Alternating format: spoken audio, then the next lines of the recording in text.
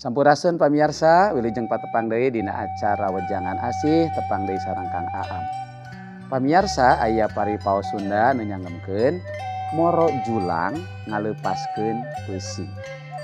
Tina hartos anu gampang tina paripaos eta nyaeta ngudag-ngudag nu teu acan puguh ngaleupaskeun nu tos aya. Dina kahirupan urang sadidinten mindeng urang ninggal aya jalmi anu ngudag-ngudag nu teu acan puguh ngaleupaskeun anu tos aya. Patali sareng kasalametan oge nya kitu keneh.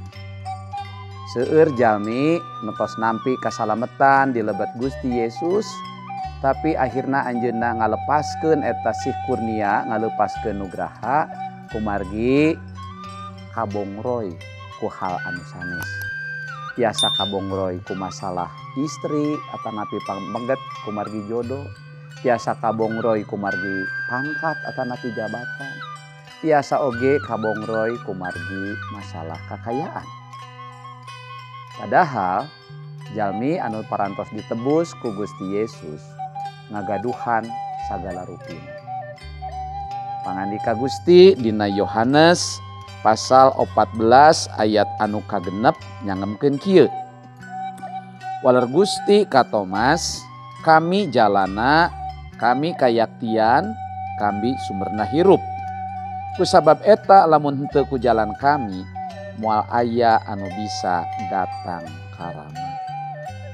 Pamiyasa sadaya jentre pisan. Ayat ieu nyangemkeun teu aya jalan anu sanes. Teu aya anu tiasa nyandak urang kasawarga mung ku jalan Gusti Yesus hiji-hijina. Dina kahirupan sadidinten urang sok mendakan aya jalmi nu tos terang kasalametan di lebet Gusti Yesus tapi kumargi anjeunna ngaraos kahirupanana ripuh, anjeunna rela ngagentos kasalamatan eta ku kakayaan.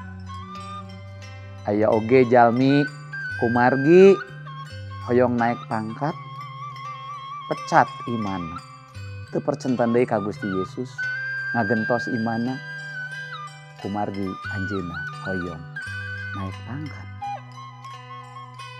Oge teu sakedik jalmi anu ngantunkeun iman kapercantenan ka Gusti Yesus kumargi anjeunna bogoh kawargi anu henteu saiman.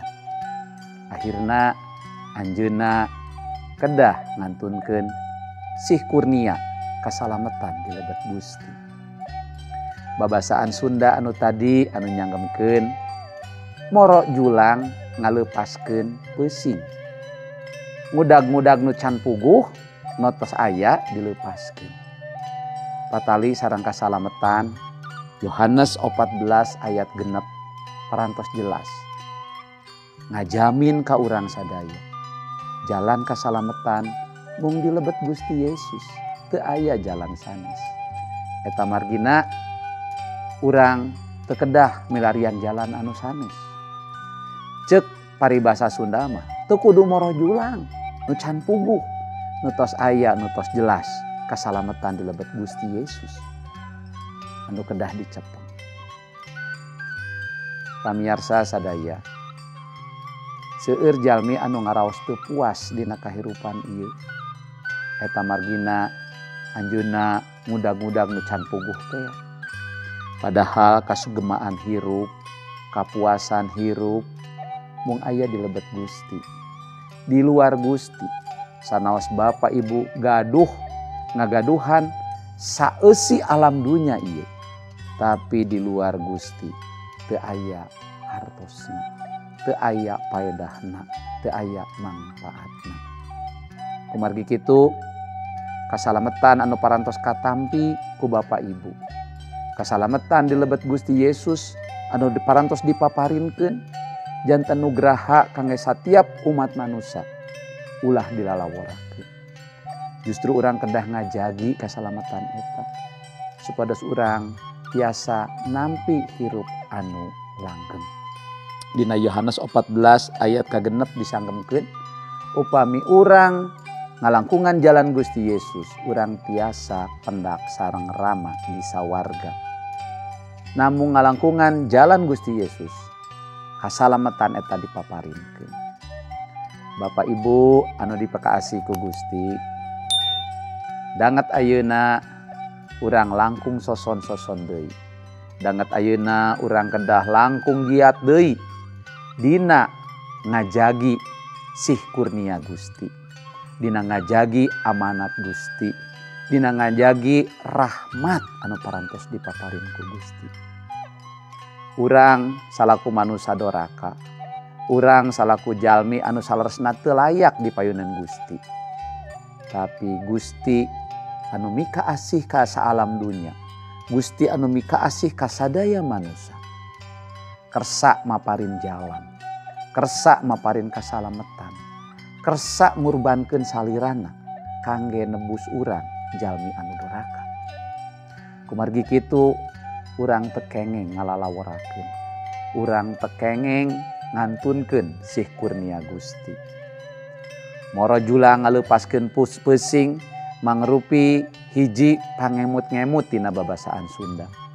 Upami urang tos nyepeng hal anu sae, teu kedah milarian anu teu acan jelas, teu kedah milarian anu teu acan puguh kumaha engkena. Patali sareng kasalamatan tos jelas, teu aya jalan sanes, namung Gusti Yesus hiji-hijinya jalan kanggo urang tiasa lebet ka sawarga. Gusti Yesus jalan kasalamatan, teu aya jalan sanes. Hayu urang jagi sih kurnia ieu, hayu urang jagi berkah ieu, hayu urang jagi kasalamatan anu parantos dipaparinkeun ku Gusti. Pamugi dawuhan Gusti dinten ieu teras ngemutan ka Bapak Ibu sadaya, teras ngiatkeun Bapak Ibu sadaya supados Bapak Ibu langkung ajrih, langkung gumantung, langkung leres-leres deui ngajagi amanah Gusti, ngajagi berkah Gusti, ngajagi amanah Gusti. Pamugi Gusti teras nyarengan ka urang sadaya. Hayu urang naneda. Gusti atur nuhun, abdi sadaya parantos diemutkeun supados abdi langkung ngajagi sih kurnia Gusti, kasalamatan anu dilebet Gusti. Langkung dinten langkung dijagi supados abdi tiasa nampi sih kurnia Gusti, tiasa nampi kahirupan anu langgeng. Nuhun kangge panganika Gusti anu parantos ngemutkeun sareng ngiatkeun ka abdi sadaya. Dilebet jenengan Gusti Yesus Kristus, abdi parantos naneda sareng ngucap syukur. Amin.